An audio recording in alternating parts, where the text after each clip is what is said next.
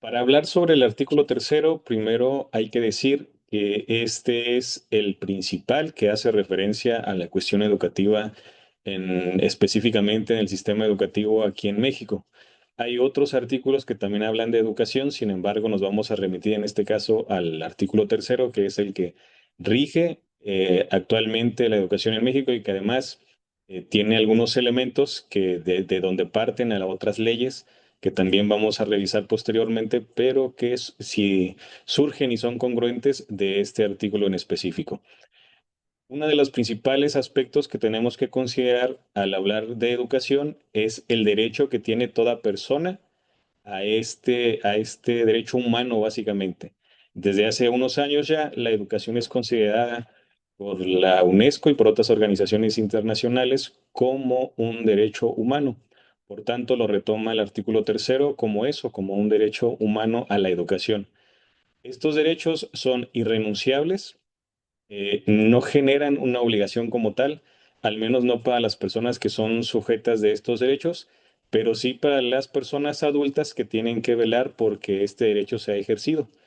En este caso estamos hablando de educación básica porque es el nivel al que nos vamos a referir en esta promoción vertical y en este examen, que estamos hablando de educación primaria, secundaria, preescolar y educación inicial. En este sentido, entonces estamos hablando de personas menores de edad, por tanto, un adulto o una adulta es quien tiene que vigilar que este derecho sea ejercido de manera plena por todos los niños, niñas y adolescentes de este país. Posteriormente, hablamos un poco más profundo de este derecho a la educación. Les decía, este es un derecho irrenunciable al ser un derecho humano, lo que se traduce en que un papá, una mamá, una persona responsable de familia o cualquier otra persona que sea cuidadora de un menor de edad que esté en edad escolar no puede ni voluntaria ni obligadamente a renunciar a vigilar el ejercicio de este derecho de los niños, niñas y adolescentes. Este derecho debe estar ejecutándose de manera adecuada y de manera obligatoria en todos los casos, ¿sí? De esta manera, hablamos de que toda persona tiene derecho a la educación, en primera instancia, porque les decía es un derecho humano, y en segunda instancia, porque está establecido en el artículo tercero de la Constitución Política de México. Al ser un derecho de niños, niñas y adolescentes enmarcado en la Constitución, genera una obligación para las personas adultas. Esta obligación genera sanciones si es que no se ejerce o no se cumple con esta responsabilidad por parte de las personas adultas. Más adelante vamos a hablar un poco acerca de este tema de manera más amplia. De igual manera, nos habla de que la obligación también principal de que este derecho se ejerza es del Estado. Hablando de Estado, no hacemos referencia a alguna entidad federativa, sino al conjunto de instituciones, leyes y aparatos jurídicos del sistema estatal en el que vivimos, que generan esta entidad que se llama Estado y al que le compete la responsabilidad de que esta educación, el derecho a esta educación sea ejercido por todos los niños, niñas y adolescentes del país. Esta educación no es digamos, de manera arbitraria, sino que tiene ciertos principios, ciertas responsabilidades, ciertos puntos que tiene que cumplir, ciertas características que debe tener esta educación.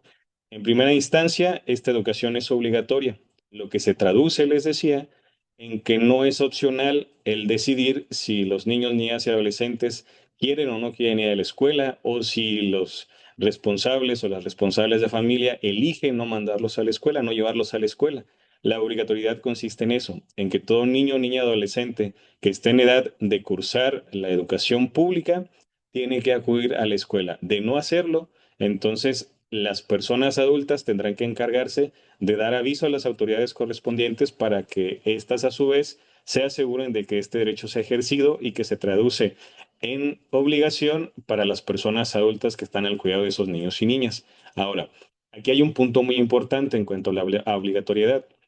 Sí involucra directamente a responsables de familia, pero y autoridades, pero parte de esas responsabilidades, o mejor dicho, la responsabilidad también directa es de maestros y maestras de velar porque este derecho se ejerza. Es decir, ustedes como futuros y futuras directivos de una institución tienen la obligación irrenunciable de dar aviso a las autoridades correspondientes en caso de que algún estudiante o alguna estudiante no esté asistiendo a la escuela o que sepan de algún vecino o vecina que esté en edad escolar y que nunca haya asistido a la escuela. Es su responsabilidad. Primero, como personas adultas, como ciudadanos, ciudadanas, pero doblemente es su responsabilidad o va a ser su responsabilidad como servidores públicos o servidoras públicas, ¿sí? En eso también radica la obligatoriedad. No solo quiere decir que los niños y niñas a fuerza tengan que ir a la escuela o que se les obligue, sino qué mecanismos se generan de las personas adultas para que esto suceda.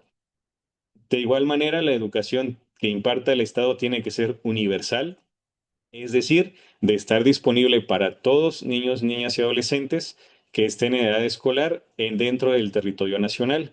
Y esto quiere decir que no es solo para los niños y niñas o adolescentes que sean de nacionalidad mexicana, sino que también abarca a todas aquellas personas en edad escolar que transiten por nuestro país. De ahí que se generó un revuelo o se volvió un tema de discusión la cuestión de los niños y niñas migrantes que transitaban por México hasta llegar a Estados Unidos y si se les tenía que aceptar o no dentro del sistema educativo y si se les tenía que inscribir o no dentro de las escuelas de educación básica de México.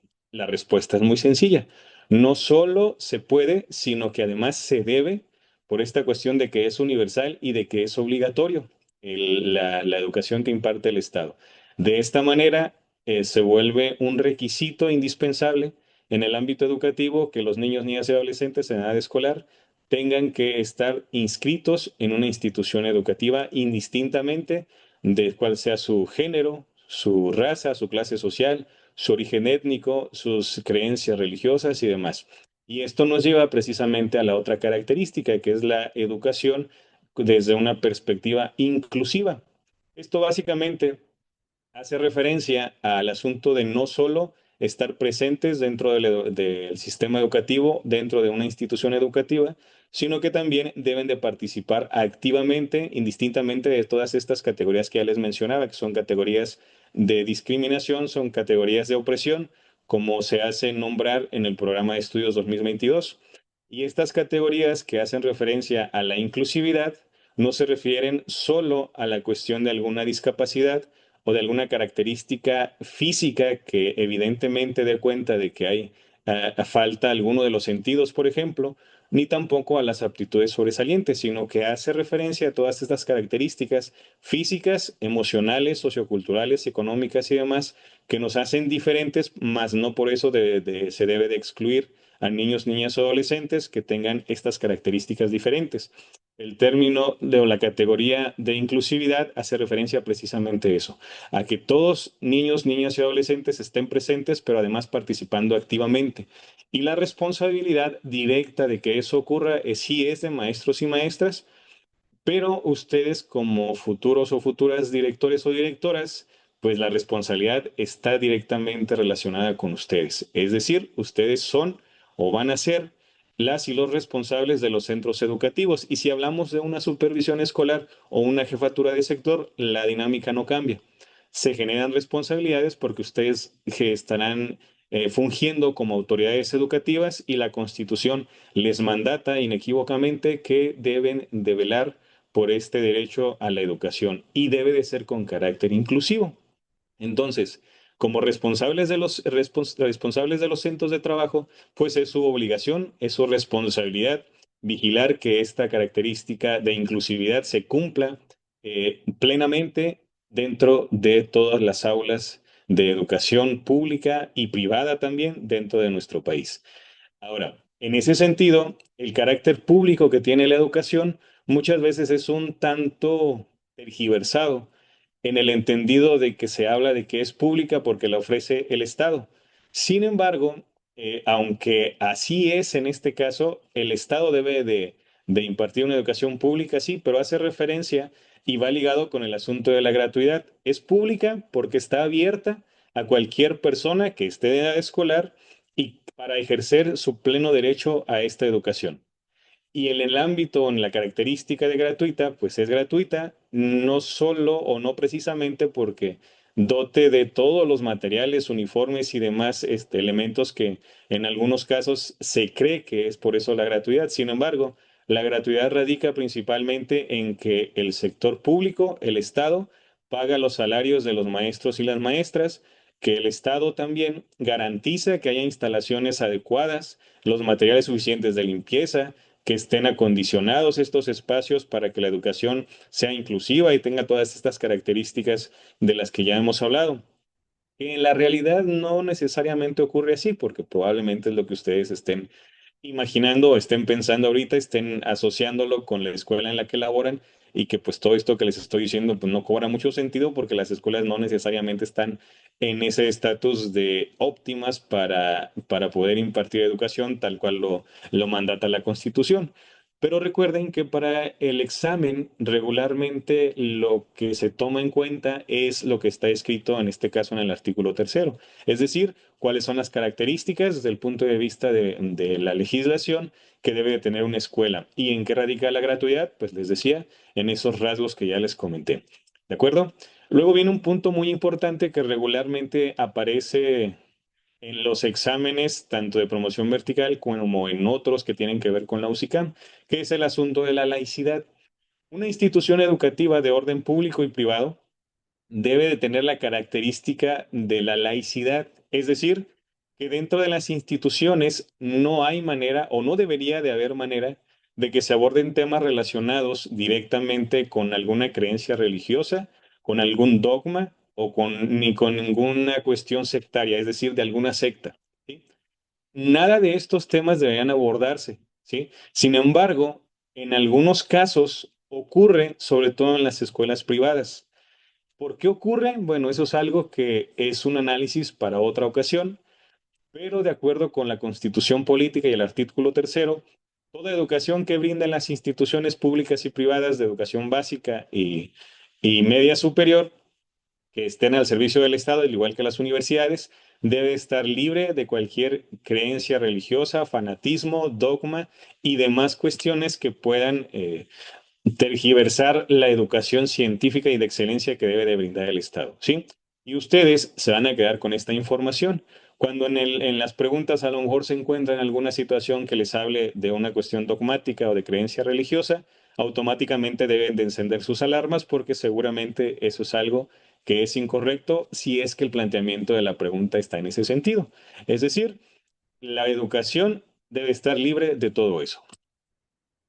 En ese sentido, las bases de la educación, en este caso vamos a abordar estas dos que están plasmadas en la Constitución Política, en el artículo tercero. Por una parte, tenemos el respeto de la dignidad de las personas. ¿A qué nos referimos cuando hablamos de respeto de la dignidad de las personas? Básicamente, lo que constituye a un ser humano como una persona es el simple hecho de estar vivo, ¿sí? Es decir, nos convertimos en personas y jurídicamente adquirimos una personalidad desde el momento en que nacemos hasta el momento que morimos. Y entonces, esto del respeto a la dignidad de las personas no solo involucra a la educación, sino a otros aspectos de la sociedad, a otros aspectos de nuestro país, pero específicamente en el ámbito educativo se retoma porque la educación que imparta el Estado o una de las bases más importantes es que se debe respetar a cualquier persona por el simple hecho de serlo, indistintamente de que tenga alguna característica diversa a las que tenemos nosotros, a que su color de piel sea diferente al del resto de la comunidad escolar, a que su origen socioeconómico sea distinto, ¿sí? Todas estas características que a veces son evidentes, las omitimos y creemos que hay que hacer una diferenciación. Esto está desde luego incorrecto desde el punto de vista de la Constitución Política y del artículo tercero. Ahora, ¿a qué se refiere la Constitución cuando habla de la dignidad? Pues se refiere a un trato respetuoso, a un trato de convivencia sana y pacífica. Obviamente están de lado o están improcedentes la cuestión de los castigos corporales, las humillaciones públicas, la discriminación en razón de género, en razón de alguna creencia, en razón de alguna identidad sexogenérica, en razón de todas estas cuestiones que generan discriminación, entonces ya no estaríamos hablando de un asunto de la base del respeto de la dignidad de las personas, ¿sí? Es decir, todo lo que dice la Constitución y los derechos humanos que debemos de hacer y que está bien para tratar a otra persona, eso es lo del respeto a la dignidad de las personas. A nadie se le debe negar la educación porque entonces estaríamos denigrando a esa persona al impedirle la educación, ya sea porque llega tarde, ya sea porque no pagó la aportación voluntaria que está solicitando la institución educativa, o porque no llega el uniforme, o porque su corte de cabello no es el que está solicitando la escuela. Todo eso atenta contra la dignidad humana. Y si en alguna institución que les aparezcan los reactivos viene alguna de estas características, definitivamente también deben encender sus alarmas porque no se está respetando la dignidad de las personas. En ese mismo sentido, y como ustedes podrán darse cuenta, las bases de la educación, así como todos los otros elementos, van en una sinergia que permite hablar de un enfoque de derechos humanos y de igualdad sustantiva. Los derechos humanos pues están enmarcados en la declaración que ustedes seguramente ya conocen.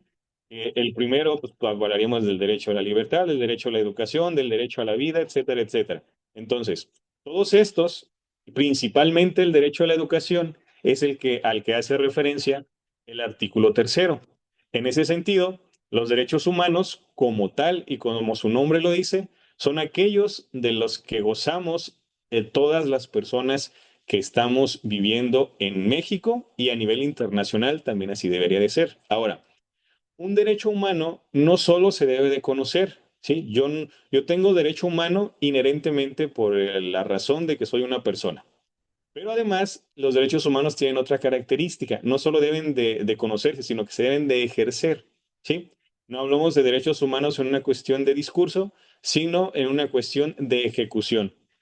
Y al ser derechos que se deben de ejercer, entonces, si no hay una educación con las características que hemos analizado hasta ahora y con esta base que es el respeto a la dignidad humana, entonces no hablaríamos de una educación con enfoque de derechos humanos y tampoco hablaríamos de una igualdad sustantiva. La igualdad sustantiva en muchas ocasiones se retoma como que es el mismo trato para todas las personas, indistintamente, como si fuera un asunto estandarizado, ¿sí? Pero no se trata de eso. La igualdad sustantiva hace referencia a tratar de manera igual en términos de darle a cada quien lo que necesita, ¿sí? Es decir, no hacer distinción de trato a algún estudiante en perjuicio, desde luego, de esa persona solo por alguna característica, ya sea física, emocional, psicosocial y todas estas de las que ya hemos hablado. La igualdad sustantiva hace referencia a eso, le pega un poco a la equidad, pero es un término que abarca otros elementos, como son el análisis y la consideración de las características incluso del contexto en el que vivimos, del contexto en el que se desenvuelve, y además de las características específicas, incluso de las historias de vida de cada uno de los estudiantes y de las estudiantes. Si no consideramos eso, entonces habría que hacer una reflexión en torno a si estamos cumpliendo con estas bases de la educación. Ahora, el análisis pues tendría que ser de nuestra práctica cotidiana. Sin embargo, si lo vemos desde la perspectiva exclusivamente para el examen, pues ahí sí tendríamos que hablar del ideal, es decir, del deber ser, lo que nos está mandatando la Constitución. Si no lo hacemos así, muy probablemente la respuesta que vayamos a elegir no sea la correcta. Sobre todo porque los exámenes que se plantean desde la UCICAM, que están elaborados por Ceneval, tienen ahí varias trampas que de repente le pegan a lo que cotidianamente hacemos, pero que no concuerda con la cuestión de la constitución política. Ahora, para todo esto que les acabo de mencionar, para todas estas bases y estas características y principios que enmarca el artículo tercero en términos educativos, hay algunos aspectos que se priorizan y no son cosa menor, porque estos aspectos surgen de acuerdos internacionales, incluso de la Convención Internacional Interamericana de Derechos Humanos, ¿sí? En este caso, estamos hablando del interés superior de niñas, niños y adolescentes. En este caso, jurídicamente, desde el artículo tercero, se habla que cuando hay una contradicción o hay, digamos, un conflicto en cuestión de intereses de los derechos de las personas adultas, o si en una situación hay conflictos entre los derechos laborales de las y los maestros y el derecho a la educación de niños, niñas y adolescentes, se privilegia necesariamente, o en todas las ocasiones se debe privilegiar, el interés superior de niñas, niños y adolescentes. Es decir, un ejemplo muy tangible. Cuando los maestros y maestras salimos a manifestarnos por la razón que ustedes recuerden o la que gusten y manden, jurídicamente estamos cometiendo una falta en términos estrictos del interés superior de la niñez, de niños, niñas y adolescentes, porque estamos negando el derecho a educación a niños, niñas y adolescentes de las instituciones en las que laboramos porque las escuelas permanecen cerradas. Ahora, en otra cuestión que tiene que ver con el maltrato hacia niños, niñas y adolescentes, pues hay protocolos y legislación que dice que si hay indicios o hay flagrancia en cuanto a que un maestro o maestra o alguna persona adulta que trabaje ahí en la escuela maltrate de cualquiera de sus vertientes a un niño o niña, se le tiene que retirar de la atención a niños, niñas y adolescentes. Ahora, cuando esto ocurre, un maestro o maestra podría decir, o un intendente o cualquier persona podría decir, es que es mi derecho laboral o es mi derecho seguir trabajando porque está enmarcado en tal artículo de tal ley. ¿Ok? No estamos diciendo que eso no es cierto. Lo que estamos diciendo es que de acuerdo a estos principios, el interés superior de la niñez es el que se debe privilegiar. Es decir, los niños, niñas y adolescentes desde el punto de vista educativo y en toda la legislación que existe, nos establece que niños, niñas y adolescentes y jóvenes tienen derecho a vivir una vida plena y libre de cualquier tipo de violencia. Y como esto es el derecho de niños, niñas y adolescentes, se privilegia por encima del de maestros y maestras o cualquier otra persona adulta dentro de la institución. Ahora, con esto ustedes podrían estar o no de acuerdo. Eso lo podríamos discutir. Sin embargo, como está plasmado en la Constitución política, pues los documentos en el que retoman para los exámenes, pues son esos y están hechos, están elaborados los reactivos en función de lo que ahí viene acerca del deber ser, no de lo que opinamos, no de lo que hacemos cotidianamente, que a veces pudiera ser contrario a esto, pero eso es lo que debemos de tomar en cuenta. Ahora, de igual manera, el Estado, así como todas las autoridades educativas y civiles, deben vigilar y deben velar porque todos y todas, niños y niñas y adolescentes que estén en edad escolar, no solo tengan acceso, que esto del acceso quiere decir que ingresen al sistema educativo nacional. En este asunto del acceso, como es un requisito o es un planteamiento que se hace desde la Constitución, entonces quiere decir y les obliga a ustedes como directores o directoras, incluso como supervisores o supervisoras, a vigilar y a generar todas las condiciones para que cualquier niño o niña que esté en edad escolar ingrese a sus escuelas. De ahí que la garantía de que haya el acceso nos lleva a que indistintamente de que tengan o no documentos, de que sean de otro país, de que hablen o no español, de que puedan o no caminar, de que puedan o no escuchar, puedan o no ver, e incluso a aquellos niños y niñas que se denominan en ocasiones de manera peyorativa como mala conducta o actitudes disruptivas o que tiene los famosas niños problema, niñas problema, como se les llama de manera peyorativa, pues bueno, indistintamente de todas esas características que ustedes podrían comentar como cuestionables, pues no hay manera, a partir de esta cuestión del acceso, en que legalmente se les pueda impedir el ingreso o la inscripción al sistema educativo nacional. Pero no solo eso, ¿sí? Aquí no vale el de que, bueno, lo voy a dejar entrar, pero a la primera que haga, lo voy a expulsar. Eso ya no está permitido. Desde hace muchos años que no está permitido. No debe de ser.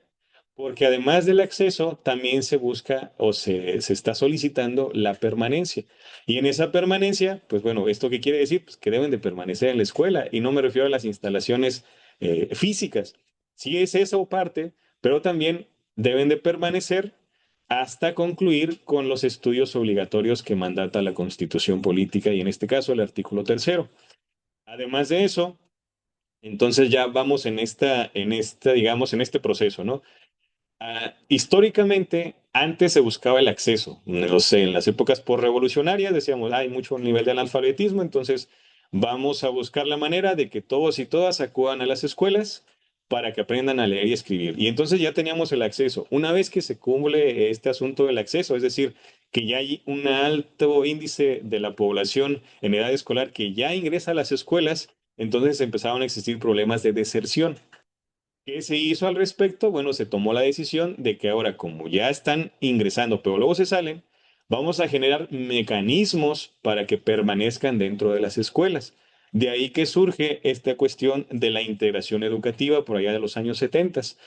Una vez que se genera esta cuestión de la integración educativa y que la gran mayoría, o bueno, en teoría todos los niños, niñas y adolescentes ya estaban en las escuelas, ok, ya están en las escuelas, pero resulta que nos percatamos que sí están ahí, pero los están apartando, están siendo segregados y segregadas y no tienen una participación activa dentro de las actividades. Bueno, entonces desde la Constitución se mandata que sí deben acceder, también deben de permanecer, pero no únicamente eso, sino que deben de participar activamente. ¿Y quién se va a encargar de esto si ya hablamos de que las personas adultas son quienes deben de garantizar todo esto? Bueno, pues las directamente responsables son las maestras y los maestros. Desde luego que los responsables, las responsables de familia también tienen una gran responsabilidad, pero la cuestión de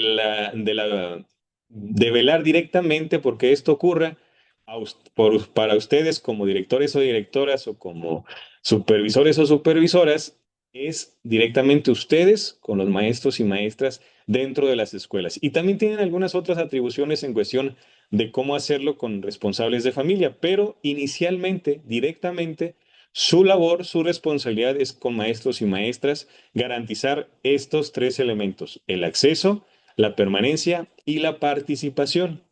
Posteriormente ya hablaremos de qué se debe de hacer o cuáles son los mecanismos que van más allá de lo pedagógico, de lo didáctico, para garantizar esto en cuestiones más administrativas o cuestiones más legales. Ahora, para que todo esto ocurra, el artículo tercero nos plantea, nos dice, ok, ya generamos todo este marco jurídico, todo este marco legal, para que la educación que imparta el Estado tenga todas estas características desde el punto de vista de estas bases y estos principios. Ahora, pero ¿qué es y cómo es lo que vamos a enseñar o lo que vamos a compartir o cómo vamos a generar los aprendizajes dentro de las escuelas? Bueno, para eso se van a crear o se crearon planes y programas de estudio. Y hay una diferencia entre los planes y los programas, que es algo que de repente sí son términos que pareciera que son sinónimos, pero no lo son. Los planes de estudio son aquellos documentos que se elaboran y donde se plasman los principios éticos, filosóficos, legales y también viene ahí incluido, desde luego, los perfiles de egreso o el perfil de egreso, dependiendo de cuál plan estemos hablando, ¿sí? Es decir, la parte teórica donde nos explica de dónde surge todo lo que se está planteando, desde el aspecto de los antecedentes y por qué era necesario una educación así, todo eso explicativo, la justificación, todo eso va aquí en los planes de estudio. Los programas de estudio, por otro lado, van de la mano y surgen de los planes de estudio, pero los programas es donde ya viene directamente desglosado y desglosada toda la malla curricular, ¿sí? Como ejemplo tenemos el Plan de Estudio 2022 y los programas sintéticos. Por eso es que el plan de estudio viene la explicación de los ejes articuladores, los campos formativos, desde dónde surge la nueva escuela mexicana, trae un apartado completo desde de la perspectiva de la evaluación, trae otro apartado completo del México en el que vivimos y el México al que queremos llegar. Todo eso es la justificación, por eso es el plan de estudio. Y en los programas sintéticos, ahí es donde viene, como ustedes ya lo conocerán, donde está establecido, bueno, el contenido tal se va a trabajar así y todos los aprendizajes que se van a generar, todos estos aspectos, vienen ahí, ¿sí? En el programa de estudio. Ahora, todo esto se los platico porque para el examen pareciera que es un asunto que deben de conocer los maestros y maestras, y así es, ¿sí? Lo deben de conocer los maestros y maestras, porque de esa manera pueden desarrollar sus clases para generar aprendizajes a partir de los contenidos, ¿sí? Sin embargo, ustedes como directores y directoras tienen una responsabilidad todavía más grande, porque no solo deben de conocer los planes y los programas de estudio vigentes, sino que además la Constitución y el artículo tercero les obligan a ustedes a vigilar que las clases que se den, que se estén trabajando, que los aprendizajes que se estén generando, sean a partir de esos planes y programas de estudio. Y si ustedes no conocen cuáles son esos programas, cuál es ese plan de estudios, pues entonces no van a poder garantizar algo que desconocen, ¿sí? Entonces, para poder vigilar que se trabaje con estos planes y programas, ustedes deben de conocerlos. Y conocerlos no implica darles una lectura, sino implica identificar alguna estrategia en que se esté trabajando, a qué perspectiva del programa corresponde o a qué apartados o a qué contenidos. No tan profundo como memorizarlos, pero sí tener una idea clara de si las metodologías que se están desarrollando son congruentes con los planes y programas de estudio. Ahora, esto es un asunto que de repente genera controversia porque históricamente los directores y directoras, en la realidad, no en todos los casos, desde luego, pero en muchos de los casos, su prioridad siempre son las cuestiones administrativas o las que denominan como de gestión, que al final de cuentas terminan siendo administrativas, ¿sí? Entonces, desde el perfil de egreso, perdón, desde la cuestión de la función de los maestros y maestras, en este caso específico de los directores y directoras, su trabajo principal tiene que ser lo pedagógico, más allá y priorizándolo por sobre lo administrativo. Sí. Ahora, estos programas de estudio, este plan de estudios, el que está vigente, que es el 2022, que surge de la nueva escuela mexicana, tiene ciertas características. Primeramente, no como más importante, pero sí como uno de los aspectos que se deben de considerar, esto se deben de realizar, se deben de elaborar bajo o desde, mejor dicho, una perspectiva de género y una cuestión integral, ¿sí? Es decir, la perspectiva de género no implica que se dé mayor peso, como a veces se piensa de manera equivocada, hacia la cuestión de las mujeres. Desde luego que no. La perspectiva de género, por el contrario, busca un asunto de igualdad sustantiva con las características que les mencioné hace un momento en cuanto al trato y al abordaje de los temas indistintamente del género con el que se identifiquen los niños, niñas y adolescentes. Y aquí en esta cuestión de la perspectiva de género, no lo confundamos con la cuestión del sexo, ¿sí? El sexo es una cuestión que se define desde algunas perspectivas como el sexo femenino y sexo masculino y está determinado desde esa visión como una cuestión biológica, física. Y el género tiene que ver más con una construcción cultural de identidad y que no es dicotómica, es decir, no es nada más género masculino y género femenino, sino que hay otras opciones con las que se pueden identificar las personas y desde luego que las personas, estoy hablando también de niños, niñas y adolescentes y del trabajo que van a desarrollar los maestros y maestras. Ahora, como debe de ser integral, entonces los planes y programas no solo deben de abarcar cuestiones académicas, no solo contenidos, no solo matemáticas a secas, no solo leer y escribir como un asunto de reproducir textos o de decodificar algún otro texto que escribió otra persona. No, al hablar de una perspectiva integral, quiere decir que se deben de retomar la cuestión de los contextos, de las historias de vida, de retomar todas estas construcciones sociales y culturales que es de las que son parte de las comunidades educativas, incluyendo a las personas que viven ahí, ¿sí? Las tradiciones, la cultura, que dentro de la cultura, pues de luego está la lengua, los lenguajes, entre todas estas cuestiones, ¿de acuerdo? En ese sentido, entonces, se debe de abordar también y como parte que incluye esta característica integral, pues el conocimiento de las ciencias y las humanidades. Esto quiere decir que como se creía en otros momentos cuando se propuso el plan y los programas de estudio, que a lo mejor las ciencias ya no iban a ser tanta prioridad porque se hablaba más bien de las creencias y que iban a estar al mismo punto. Todo ese falso debate desde mi punto de vista, pues bueno, aquí en la Constitución, en el artículo tercero, nos dice que las ciencias se deben de privilegiar igual que las humanidades, que ambas son importantes y que ambas generan esta formación integral, ¿sí? Ahora, en ese sentido, dentro de las ciencias y las humanidades, desde luego que está matemáticas, pero matemáticas no vista desde una perspectiva abstracta. Sí, el pensamiento es abstracto, es algo que se trabaja, es algo que sí se aborda, pero no como algo aislado, sino como parte de un proceso integral y en ese sentido se busca así las matemáticas, pero también desarrollar el pensamiento matemático y su aplicación para resolver situaciones o problemáticas que se encuentran dentro de la comunidad, tanto de la comunidad local como de la comunidad global cuando así no sea posible. La lectura y la escritura, desde esta perspectiva, también deben de abordar este asunto de la cuestión integral y de la cuestión que hablamos desde una perspectiva liberadora, desde una cuestión del reconocimiento de las otras personas, de las problemáticas que tienen, entre otras tantas, ¿sí? Todas estas que vienen aquí, ¿sí? Todas estas disciplinas son abordadas dentro de los campos formativos.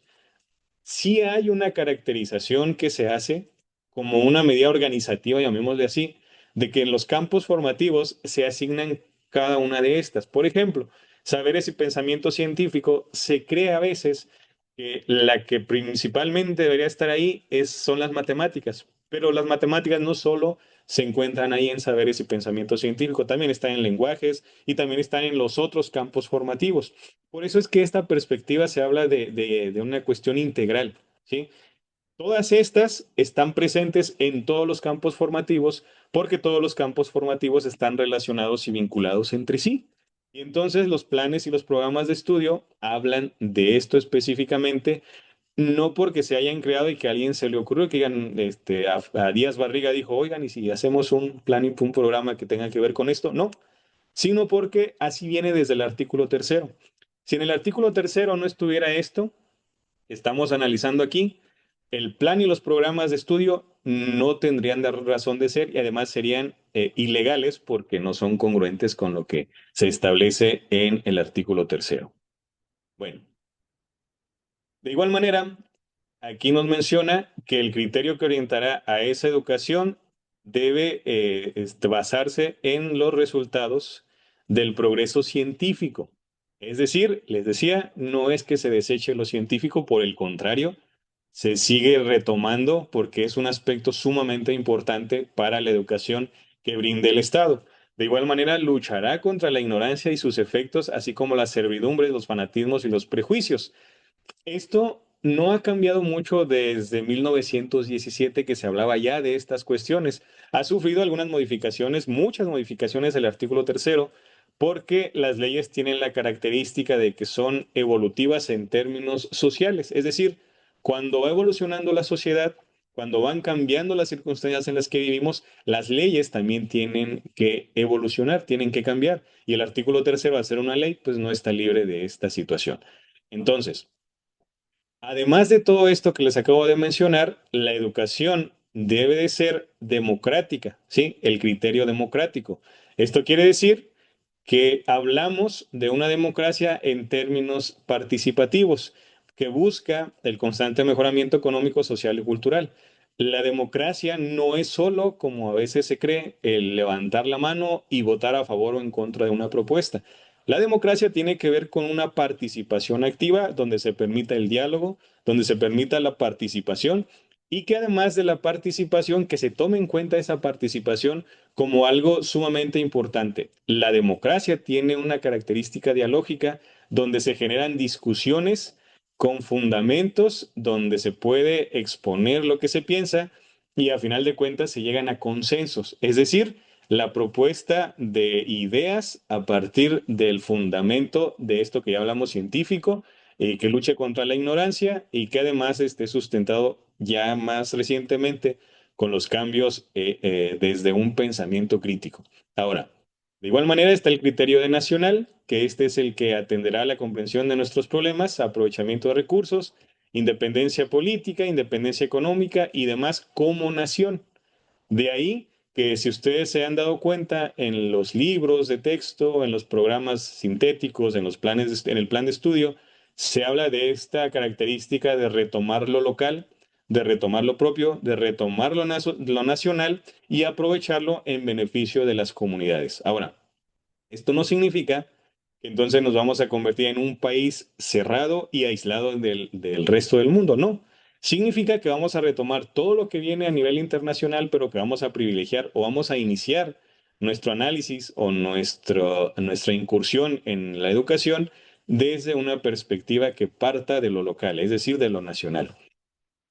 También tenemos que contribuirá a la convivencia humana, pero una convivencia desde una característica de que sea sana y pacífica, porque convivencia, pues hay muchísimos tipos de convivencia. Aquí hablamos de una convivencia humana sana y pacífica desde una perspectiva del reconocimiento de las diferencias, pero desde el aprovechamiento de esas diferencias para el bien común y el bienestar de todas las personas, ¿sí?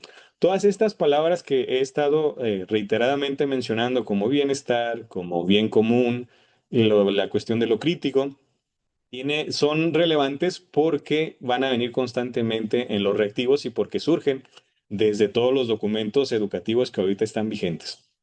Ahora, en ese sentido, la finalidad de esta contribución a la convivencia humana como un criterio de la educación, pues se trata de que se fortalezca el aprecio y el respeto por la naturaleza, así como la diversidad cultural, la dignidad de las personas y la integridad de las familias. Esto me parece que está un tanto claro. No voy a profundizar mucho porque ya lo hemos hablado en otros subtemas que mencioné hace unos momentos. Lo equitativo, pues tiene que ver en el sentido, el criterio equitativo quiere decir que el Estado va a buscar y va a aplicar las medidas que considere necesarias para el ejercicio pleno del derecho a la educación.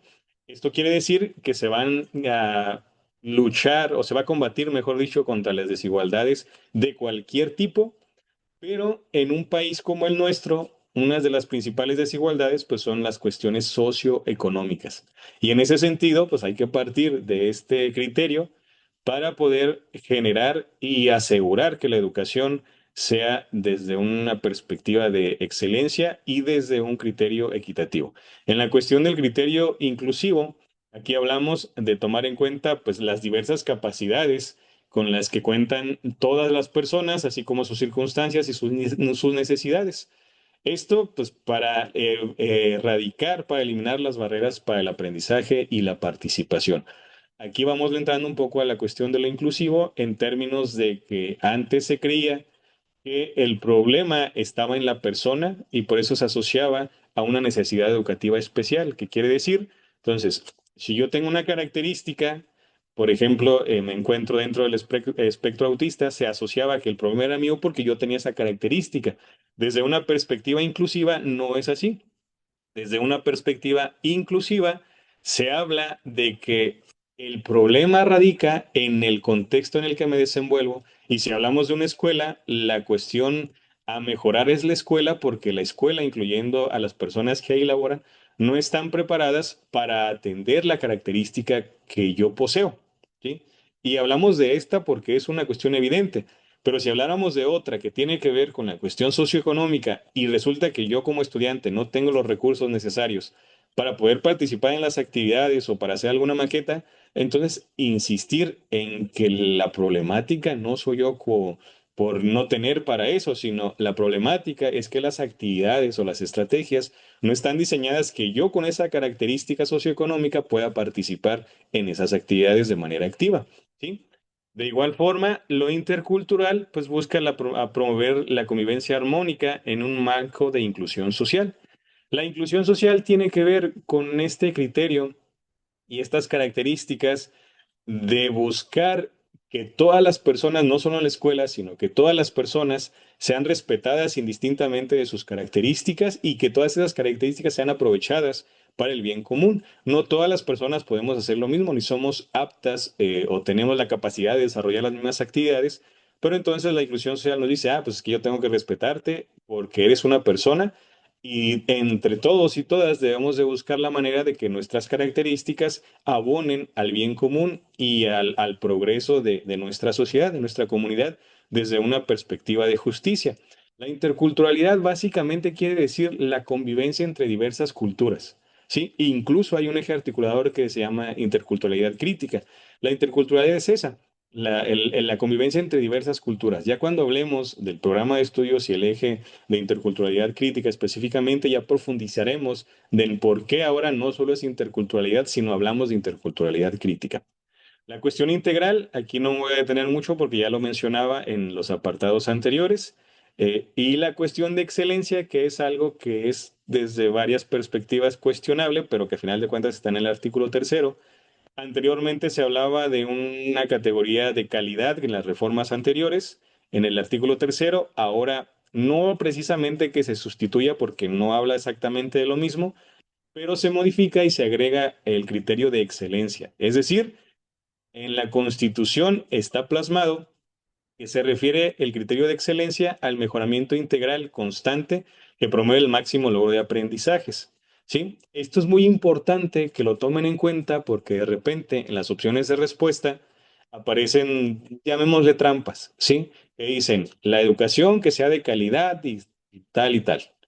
Pues desde ahí nos genera ciertas banderas rojas porque, pues bueno, si estamos hablando de que debe de ser de documentos vigentes, pues ya básicamente en el artículo tercero ni en la Ley General de Educación se habla de calidad, se habla de excelencia como el criterio que debe tener o de que se debe retomar para la educación que imparta el Estado y para la educación privada también. En la cuestión del criterio de que la educación sea gratuita, pues bueno, en ese sentido, pues ya he mencionado un poco acerca de esta situación y cuál es la razón por la que se le denomina gratuita.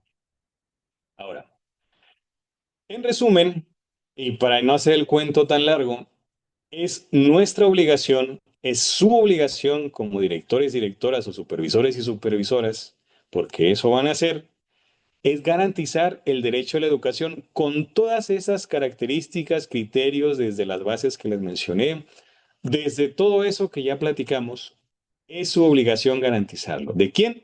Sobre todo de ustedes como directores y directoras, porque independientemente de que ustedes conozcan o no conozcan el artículo tercero, ustedes deben de garantizar de que todo lo que dice ahí ocurra en las escuelas en los términos que ahí dice. Si no es así, entonces no se está garantizando el derecho a la educación.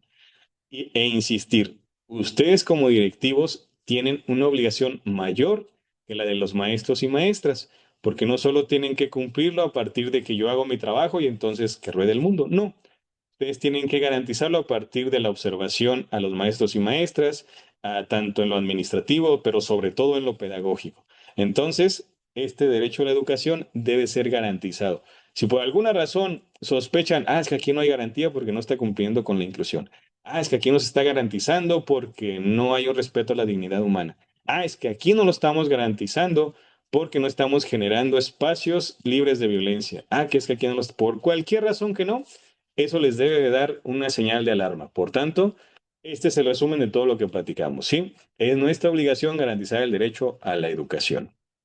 Ahora, para finalizar con la participación, vamos a hacer este ejercicio, ¿sí? Vamos a leerlo y dice así.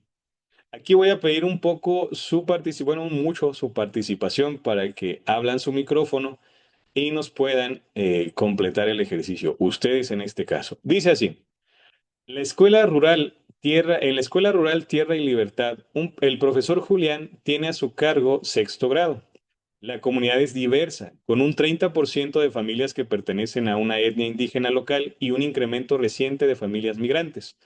Durante la planeación de un proyecto sobre sustentabilidad y creencias locales, surgen los siguientes eventos.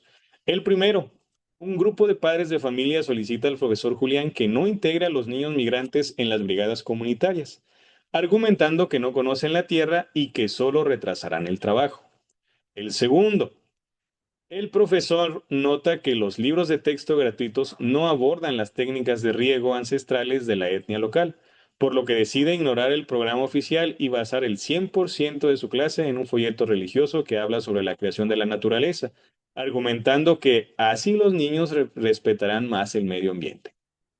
La dirección de la escuela, este es el tercero, informa que para acceder al laboratorio de cómputo, es necesario para investigar sobre el clima, cada alumno debe pagar una cuota de mantenimiento obligatoria de 50 pesos por sesión. De lo contrario, no podrán entrar.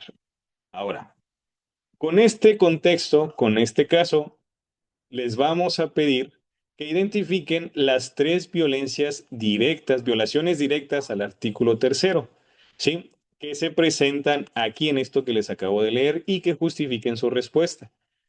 ¿De acuerdo? Basado en los principios del artículo tercero. Les escuchamos.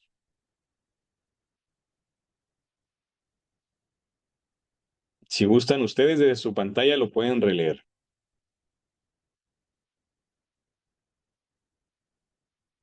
¿Qué es lo que no se está cumpliendo del artículo tercero?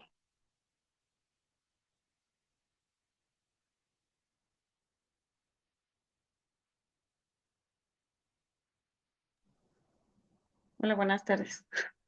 Buenas Podría tardes. decir, podría decir una para que los compañeros también digan alguna otra. Por Adelante. ejemplo, ahí podría decir que no hay laicidad, o sea, no está cumpliendo lo de laico porque, por ejemplo, no puede, no puede utilizar un folleto religioso, ¿verdad? Que hable sobre la creación humana, por ejemplo. ¿Sí? Muy bien. Muchas gracias, Erendira. ¿Quién más?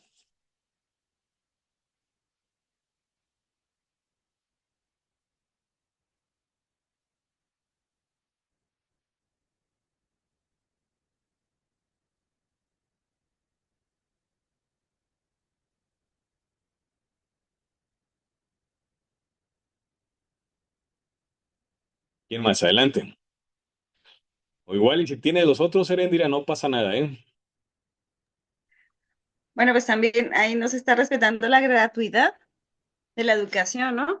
Porque pues no puede cobrar ni una cuota obligatoria, sobre todo por la palabra obligatoria.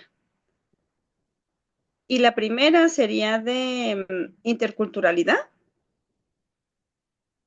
Ok. Ahí como que eso me anda fallando. Pero yo diría que de interculturalidad. Muy bien, muy bien. Sí, sí, de hecho, sí, inicialmente podríamos hablar de que es una cuestión de que se está violentando la cuestión de la inclusión, pero la interculturalidad también, porque a no generar la inclusión, entonces tampoco permitimos o no generamos espacios en los que el criterio de interculturalidad se pueda desarrollar de manera plena. Entonces, tienes razón. Hablamos de interculturalidad porque está violentando ese criterio y de igual forma se violenta también la cuestión de la inclusión. Y de hecho, si le entramos así a observar y analizar todo el artículo tercero, no solo son tres. Aquí les pusimos tres porque pues, es un número así concreto, pero hay un montón de cuestiones del artículo tercero que se están violentando aquí en este caso específico.